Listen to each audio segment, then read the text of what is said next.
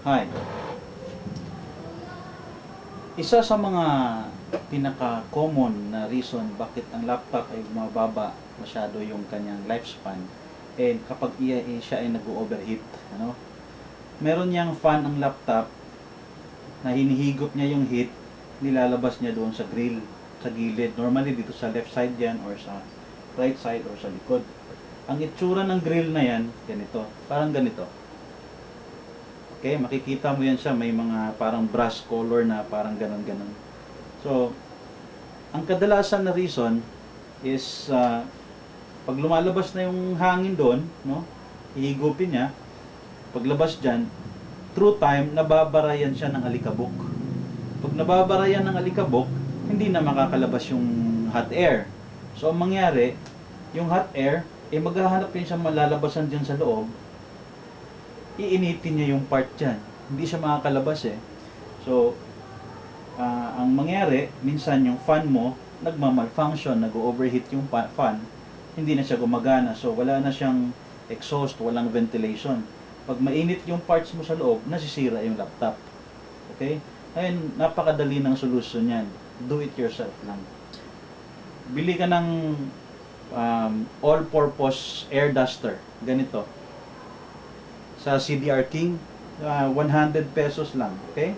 So, habang umaandar yung laptop, okay, habang umaandar siya, so, ramdamin mo, mainit, no? Pag mainit, ibig sabihin, barado yan. Ang gagawin mo, yung grill, halimbawa ito, yung grill niya nandito. Ang gagawin mo, isprayhan mo lang, okay? Hangin lang lumalabas nito. Lahat yun, lahat na grill, isprayhan mo. Okay? Ang mangyari, yung mga alikabok, matatanggal pa loob. So, nasa loob yung alikabok. Then, just keep on trying yung sa bandang left side ng grill. You keep on pumping it and pumping it.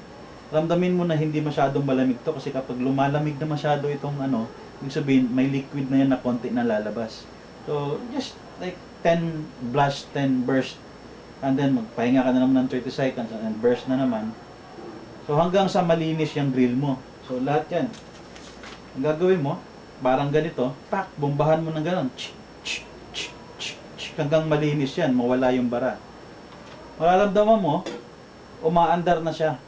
So, yung fan, iikot uli yan, tapos mararamdaman mo sa sides niyan, may hangin na lumalabas. Pag nangyari yan, pag may lumalabas na ng hangin, gumagana na ng maayos yung airflow mo. You will really feel it na mawawala yung init ng laptop. So, kahit ilang oras yan, isang araw, 24 hours, pa umaandar ang laptop na nakaandar, hindi dapat nag-overheat yan kasi design talaga yan na may fan tsaka may exhaust unless mabara. So, all you need to do is all-purpose air duster galing sa CDR King. Ganun lang, tanggalin mo lang yung mga alikabok. Okay? Thank you.